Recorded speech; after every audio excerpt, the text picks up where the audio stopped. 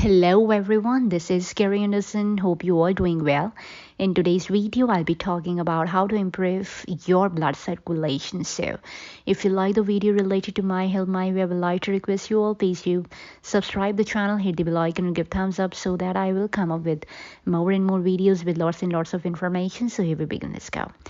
The first one, why you need good blood flow. It's hard to believe, but your body holds about 60,000 miles of blood vessels along with your heart and other muscles. They make up your circulatory system.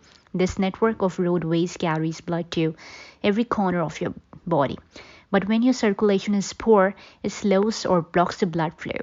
That means the cell in your body can't get all the oxygen nutrients they need. Now, the signs of poor circulation. When your limbs can't get enough blood, your hands or feet may feel cold or numb. If you are light-skinned, or your legs might get a blue tinge. Poor circulation also can dry your skin, turn your nails brittle, and make your hair fall out, especially on your feet and leg. Some men may have trouble getting or keeping on an erection, and if you have diabetes, your scrapes, sores, or wounds tend to heal slower. Now I'll be talking about the snuff out tobacco. Nicotine is the active ingredient in cigarette, electronic cigarette, and smokeless tobacco. It harms the wall of your arteries and thickens your blood so much it can't get through. If you smoke, quit. It can be hard to stick with it, but your pharmacy or doctor's office can help. Now I'll be talking about control your blood pressure.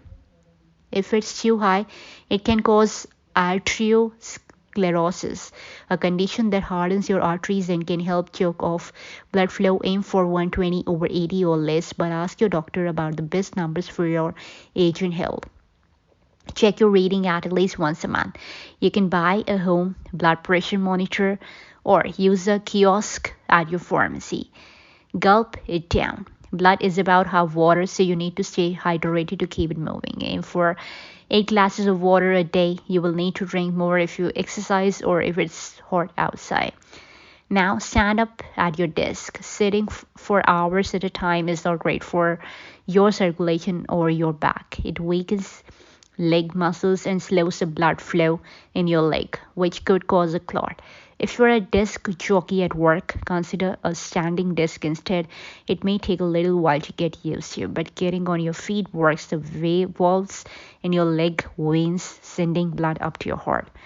Then it comes to relax and twist. Yoga is a low impact exercise that can jumpstart your blood flow. When you move, it brings oxygen to your cells. When you twist, it sends blood to your organs.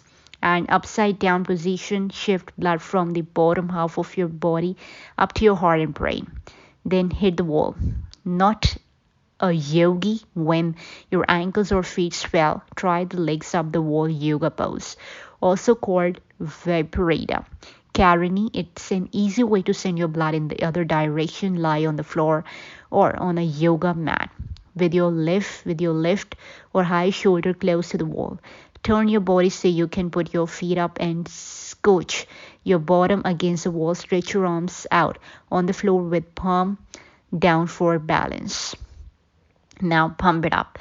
Aerobic means with oxygen. So when you run, bike, walk, swim, and do similar exercise, you take in more oxygen and move it to your muscle. This gets your blood pumping, makes your heart stronger, and lowers your blood pressure. Set a goal to exercise for 30 minutes 5 to 7 days a week. Break it up into small chunks if needed. If you walk now, that moderate to intense speed at least 3 miles an hour offer the best health benefit.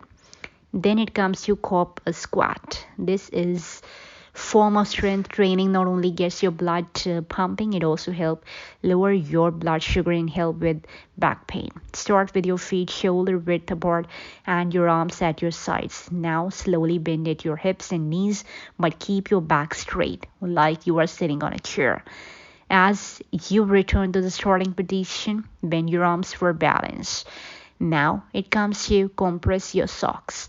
Put your wardrobe to work. Compression socks put a bit of squeeze on your legs too, so your blood does not hang around too long and steady. It will move back up to your heart. Ask your doctor which length and amount of pressure are best for you. Then it comes to eat more plants and less meat. Let's face it. There is no downside to a balanced diet. Eat lots of fruits and vegetables. Stay away from saturated fat that can be found in red meat, chicken, cheese, and other animal sources. Steer clear of too much salt. That will help keep your weight in a healthy range and your cholesterol and blood pressure in check and your arteries clear.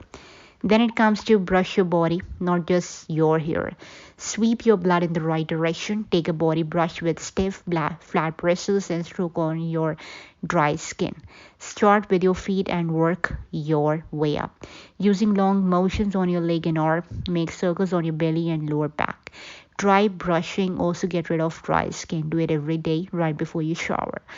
Last, not least, sip or soak. It's a temporary fix, but a bath is a great way to kickstart your circulation.